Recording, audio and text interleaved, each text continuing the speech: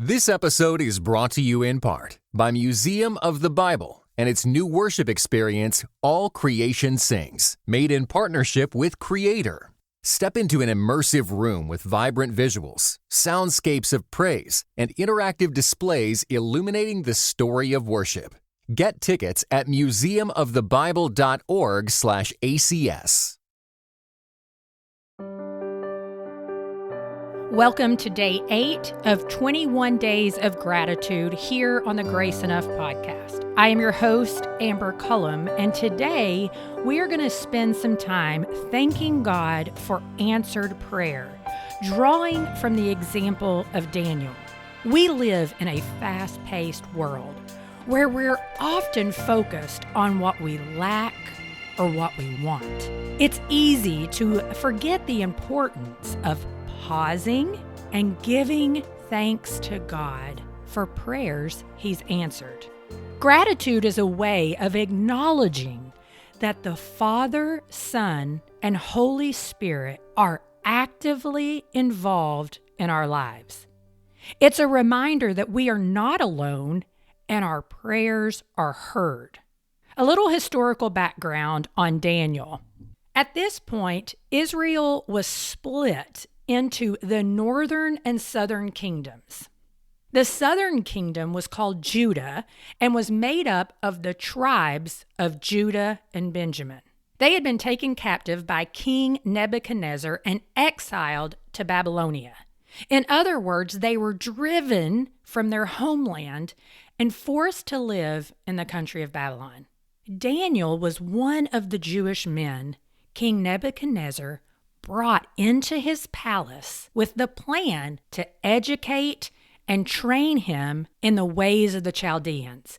Chaldeans is just another word for Babylonians. But we read in Daniel 1:8 that Daniel resolved that he would not defile himself with the king's food or the wine that he drank. And as the story progresses, we see Daniel's resolve was strong.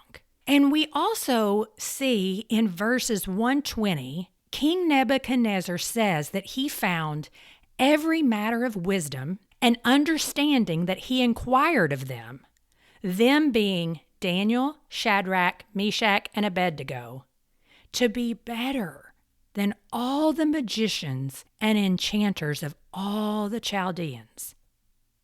Throughout the book of Daniel, we see him as a man of prayer and unwavering faith.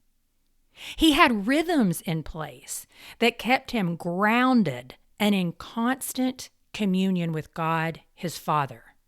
For example, in Daniel 6:10, he went to his house, he got down on his knees 3 times a day and prayed and gave thanks to God as he had done previously.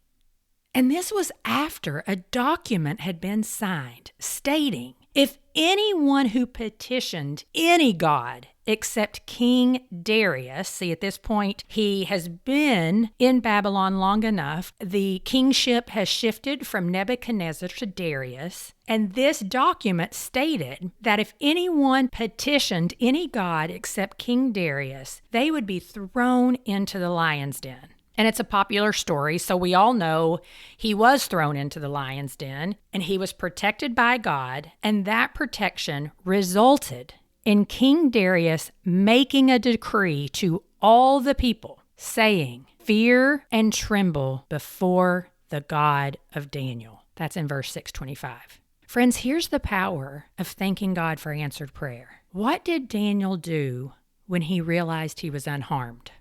He offered King Darius an explanation of how God had shut the lions' mouths, which is a prayer of thanksgiving and a testimony of God's nearness to Daniel. In chapter 6, verse 22, Daniel says to King Darius, "My God sent his angel and shut the lions' mouths, and they have not harmed me, because I was found blameless before him, and also before you, O king. I have done no harm." Do you think Daniel's first response would have been to give God thanks for protecting him if he had not been in a habit of getting on his knees 3 times a day, talking to and thanking God. Daniel's gratitude was not only a response to God's intervention, but also an expression of his consistent communion with God through prayer and thanksgiving. A few key takeaways from this interaction. First, when we thank God and Jesus and Holy Spirit for answered prayer, we are acknowledging their presence in our lives and their activity on our behalf. It's a delightful way to strengthen our relationship with the Father, Son, and Holy Spirit. Second, gratitude is contagious. Daniel's act of thanksgiving didn't go unnoticed. King Darius witnessed Daniel's acknowledgement of God's intervention and praised the God of Daniel. Our gratitude to God can be a powerful witness to those around us. And lastly, gratitude shifts our perspective. In the midst of difficult circumstances, it's easy to become overwhelmed by fear and doubt. And listen, the world is promoting that. Yet gratitude shifts our focus from fear and doubt to the one who can solve the issue, to the one who is with us always to the very end of the age.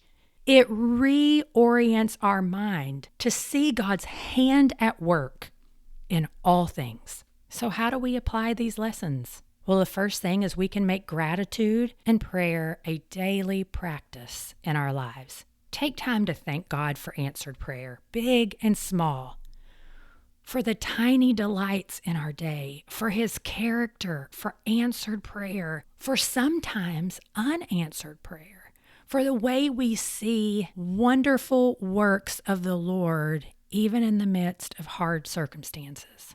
We can also share our gratitude.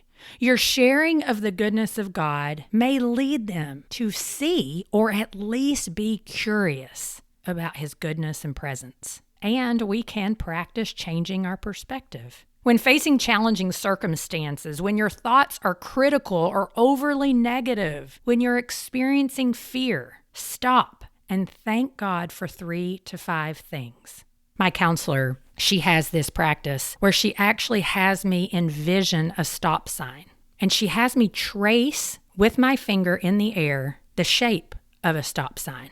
While I am going through this critical thought pattern that I have, stopping it in its tracks and reorienting my mind towards what is true. And so I do that a lot of times, also thanking God for something right in the moment that I can give him thanks for. So as we close out, spend some time reflecting on prayers you've witnessed God answer. Everything from financial provision to friendship to healing from illness to finding your lost keys to nearness in the midst of loss.